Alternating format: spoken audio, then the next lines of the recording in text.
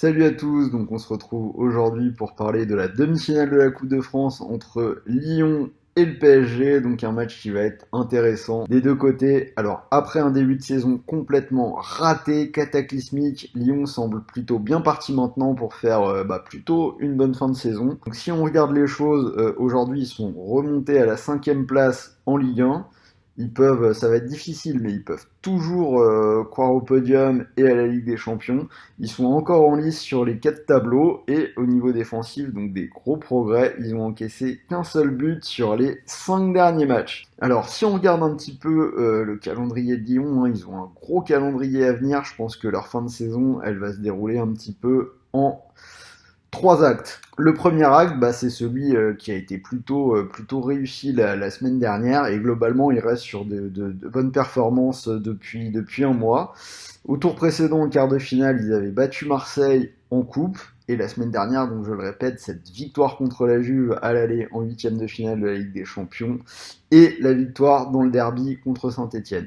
Donc pour l'instant, test plutôt réussi, 2 victoires. Le deuxième acte, ça va être cette semaine avec cette demi-finale contre Paris et ce week-end avec le match contre Lille qui va être hyper important dans l'espoir, enfin s'ils veulent garder un espoir de monter sur le podium. Je pense qu'en cas de défaite contre Lille, ce sera pratiquement fini. Ensuite, ils auront la réception de Reims, qui est jamais une équipe très facile à jouer. Et pour finir, donc sans doute le dernier acte de la saison lyonnaise, donc le match retour contre la Juve, un déplacement à Rennes et la finale de la Coupe de la Ligue une semaine plus tard dans la foulée contre le PSG, une fois de plus. Alors je me dis que cette demi-finale de Coupe de France, au final, pour les Lyonnais, c'est peut-être, dans tout ça, c'est peut-être le rendez-vous le moins important.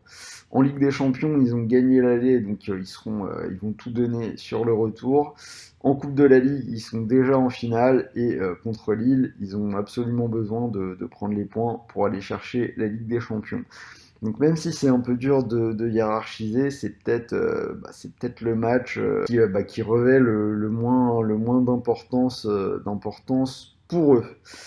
Alors après, donc si on regarde les confrontations entre les deux équipes, on voit quand même que Lyon à domicile, ils ont remporté 3 des 5 dernières réceptions du PSG. Alors bon, derrière ça, il y a quand même un bémol, c'est qu'ils ont joué contre Paris le 9 février et ils ont perdu 4-2.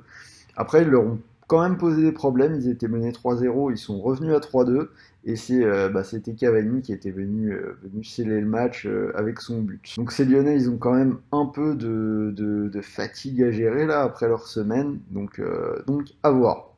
Si on passe du côté du PSG, donc après le match contre Dortmund et malgré un petit peu tout le flottement et les problèmes qui peuvent entourer le club, ils se sont remis à expédier les affaires courantes au niveau de la Ligue 1. Donc ils ont gagné 4-3 contre Bordeaux dans un match pas très maîtrisé et 4-0 contre Dijon. Donc c'est des matchs qui sont pas vraiment significatifs pour le PSG dans l'optique du retour contre Dortmund.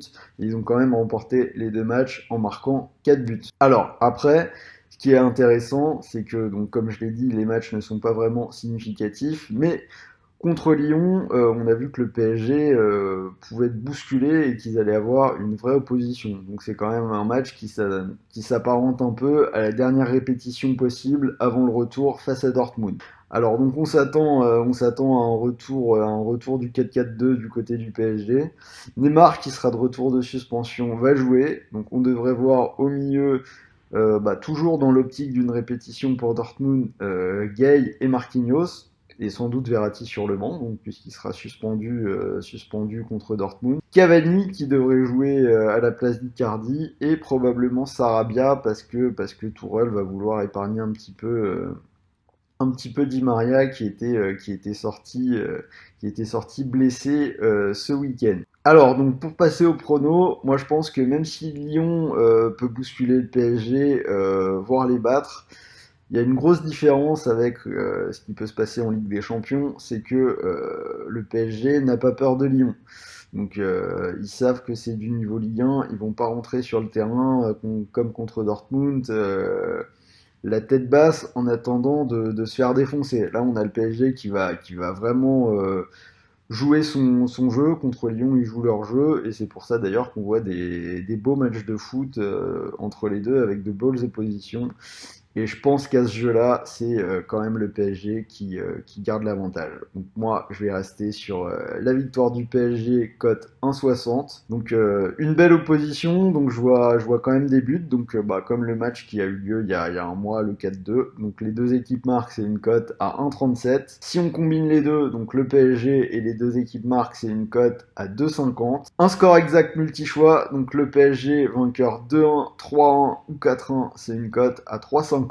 Et pour un buteur, donc je vais prendre le buteur côté lyonnais, ce sera Dembélé à 2,90, donc peut-être plus fiable, alors qu'au PSG, il y a une multitude de joueurs qui peuvent marquer, alors que du côté de Lyon, c'est souvent Dembélé. Alors donc si l'un de ces paris vous intéresse, donc sachez que vous pouvez jouer sur PMU et profiter maintenant d'un premier bonus remboursé de 100 €. Donc c'est-à-dire que par exemple, si vous misez 100 € sur le PSG vainqueur 2-1, 3-1 ou 4-1 à 3,50, vous pourriez remporter 350 €. Et si le pari est perdant, donc vous pouvez récupérer vos 100 € en cash et les retirer directement sur votre compte bancaire ou continuer de jouer. Donc voilà, c'était Sylvain, j'espère que cette petite analyse vous a plu.